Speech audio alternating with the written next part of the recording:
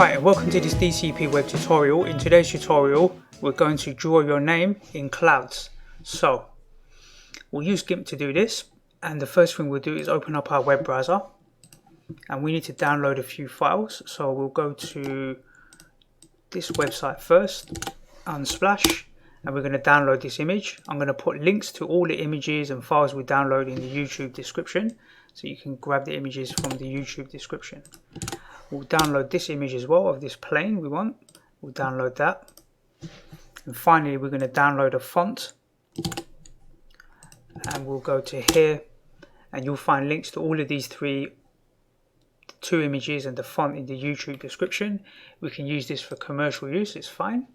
So we'll click on the download here, and we'll have one font and two images.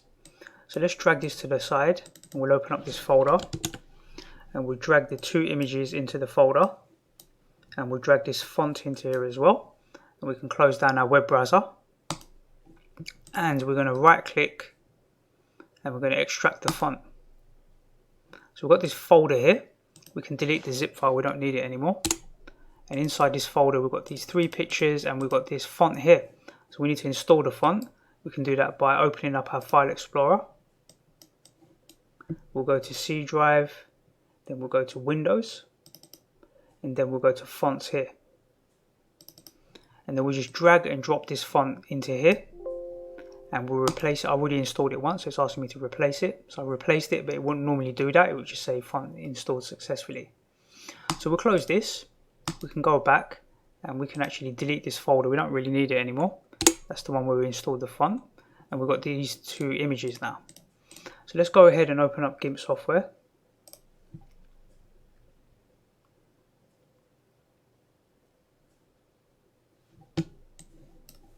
And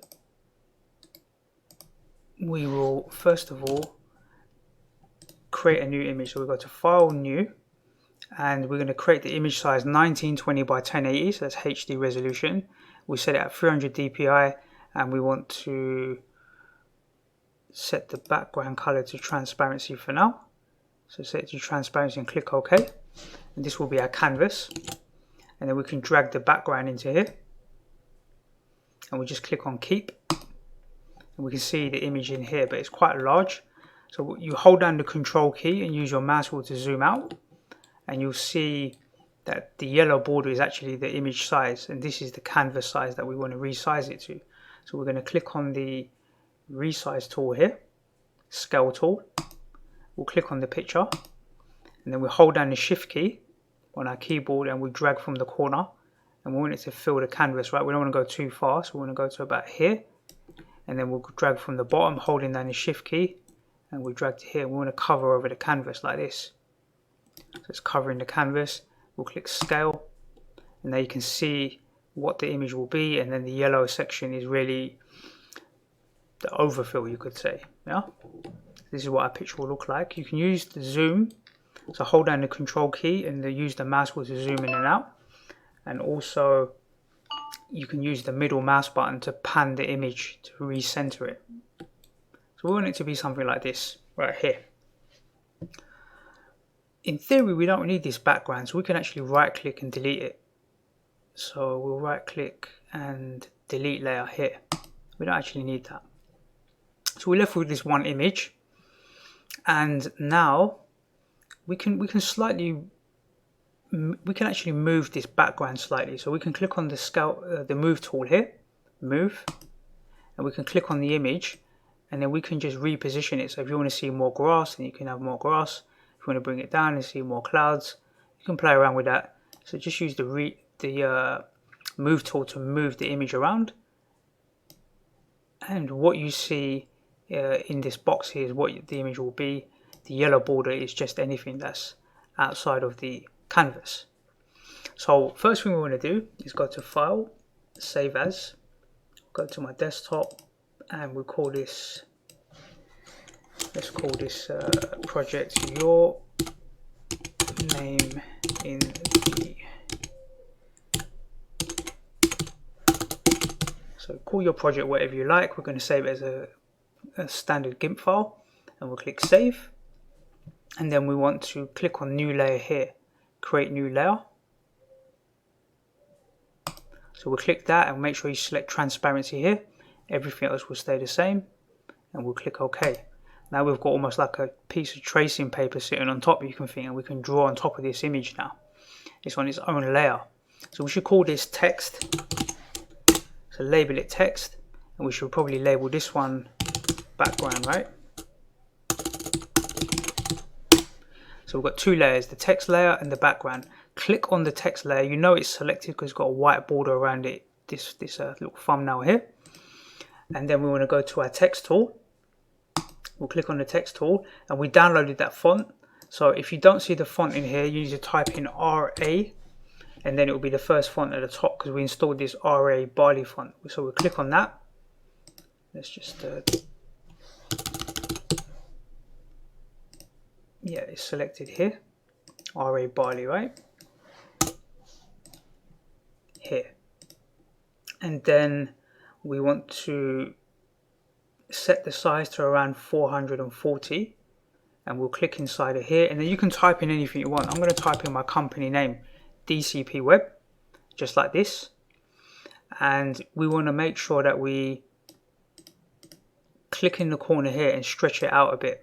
We want some spacing around the side of the font and the top, so make sure you stretch it out a bit here.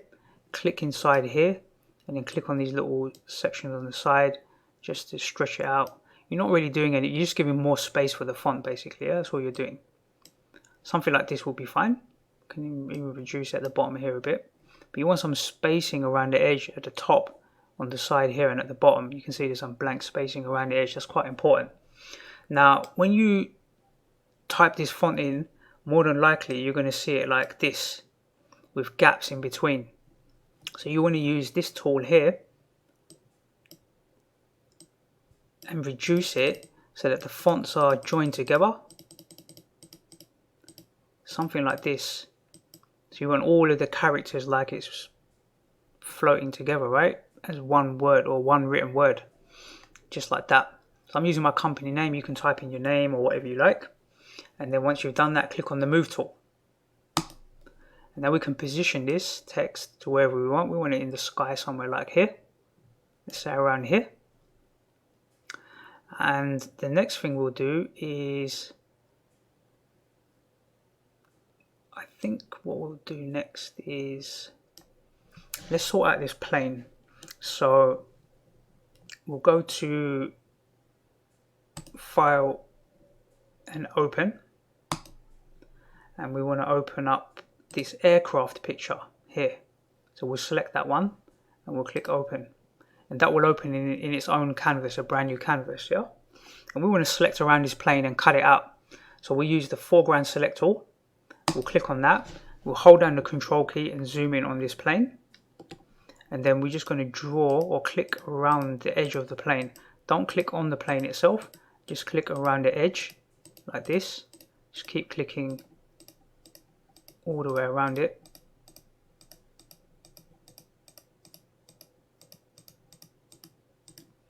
Then when you get towards the end, you want to join it, and then you'll know it's joint because you'll see this orange dot. And then click one more time, and then hit the Enter key on your keyboard.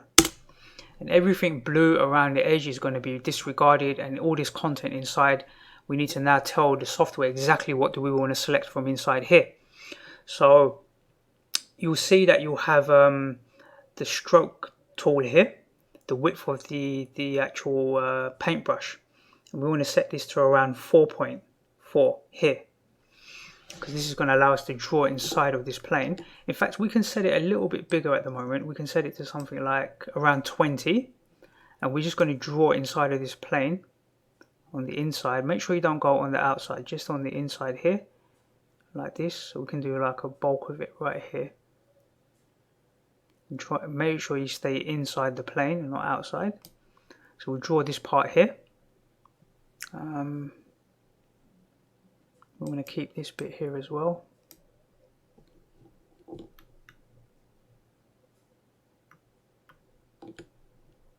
And next we want to reduce the size of the stroke to around 4.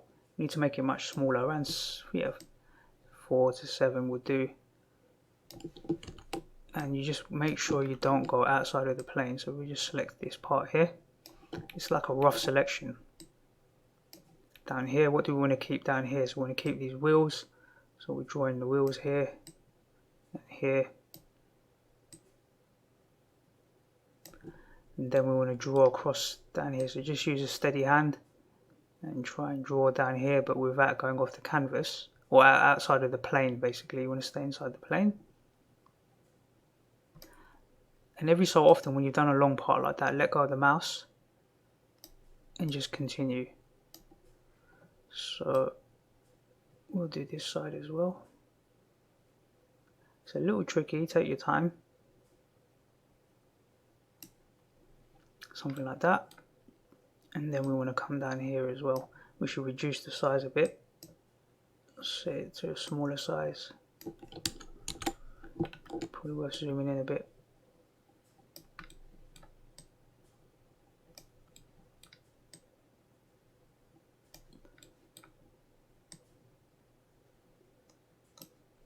And that should about do it, yeah?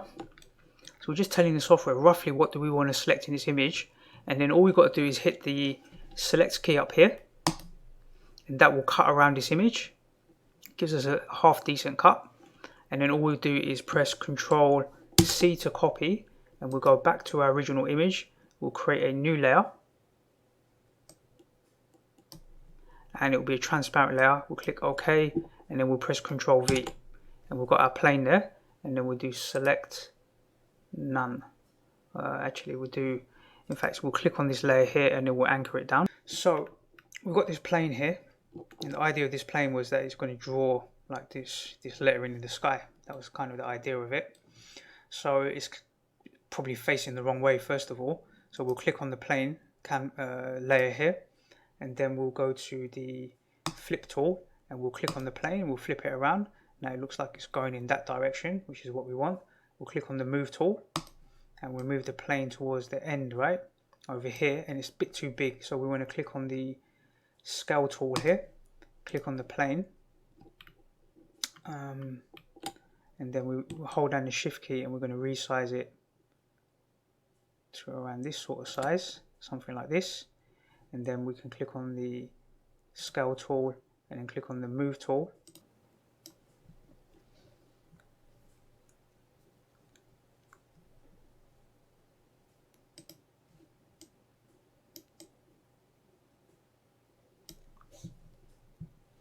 Just need you to click here, pick on the active layer. That's why I couldn't move it. So if you're having a problem moving it, then make sure this is this option is selected here.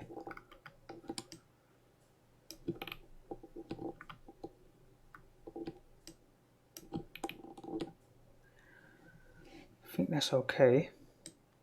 Probably this plane's a little bit too small, so let's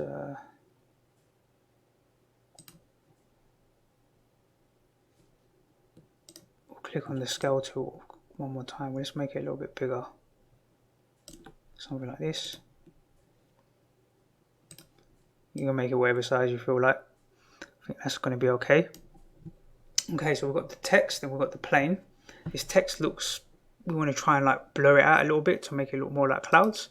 So we're going to click on the text below and we're going to go to Tools, Blur, Gaussian Blur. And we're going to blur this out a little bit like this. So I'm setting it to around 5. We'll click OK. Then we'll click back on the plane. Cancel that. Click on the move tool. And we're going to move the plane to around here somewhere. You can play around with this if you want. And what we'll do is we'll create a new layer, a new transparent layer. Click OK. And then we're going to go to our paintbrush and we'll select this one here, right here. So you see this like bright sun, it's like one row up and to the right here, and this is the smoke. And we want to reduce the size of it and reduce the opacity a little bit to around 80. I'm going to draw like a smoke trail coming towards the text. That's probably a bit too big, so we're going to do Ctrl Z. And probably what we do is rotate this plane a little bit more. So let's click on the rotate first. Let's click on the plane. We'll click on it and let's try and rotate this a little bit more to something like this. You don't have to do that, but I'm going to rotate it, and then I want to move it slightly. So I'll click on the move tool and I'll move it to around here. Say about here somewhere. I'm going to zoom in, hold down the control key and use the mouse wheel. I'll click back on this top layer and let's call it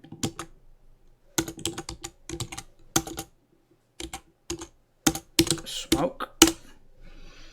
And then we'll click back on our paintbrush tool and we want to reduce the size a little bit. And let's reduce the opacity maybe to around 50. And then we want to make some smoke coming out of this plane towards the end of this lettering here.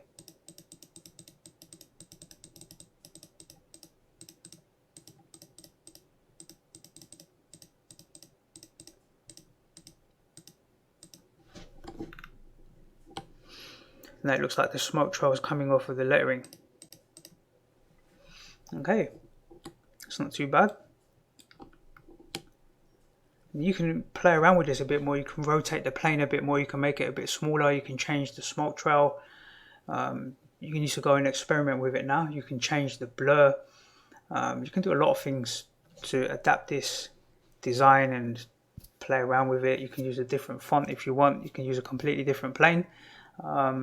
It's all down to you experimenting now and just playing around. But as long as you've got the idea and the concept, it's adding the text, blurring it out so it looks a bit more like clouds or that sort of smoke effect, and then using the smoke tool or the paintbrush tool with the smoke brush to put the trail here from the plane, and then cutting around the plane to add that to the image. Then we've also got all our layers here. You can turn off the layers, play around with it, change the smoke if you want, disable that smoke, put a different one in. If you want to change that, just create a new layer, transparency, disable the original smoke, just call it like smoke 2, version 2 of the smoke. You can click on the plane and duplicate that as well, so you can make a duplicate layer. So you've got 2 copies of the plane.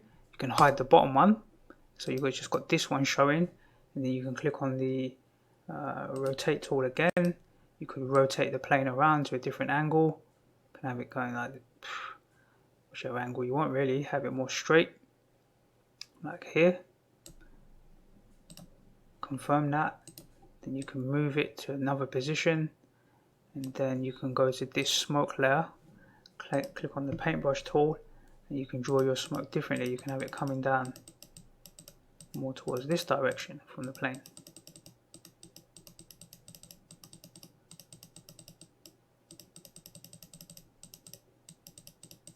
So you can play around with that, see what you like, disable the layers, enable them, get the smoke working. I think the first version was better, so we'll enable that one. You can see the different styles and play around with it.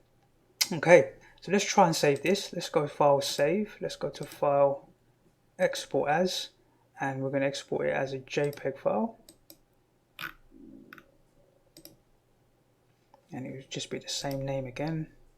We'll export this. Let's close down GIMP. We don't need to save that original image we cut around, so we can discard that.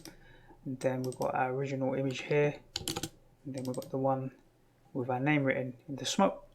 You can, because we did this at 1080p resolution, we can just right click and we can set it as the desktop background, and now you can see it as my desktop background as an example.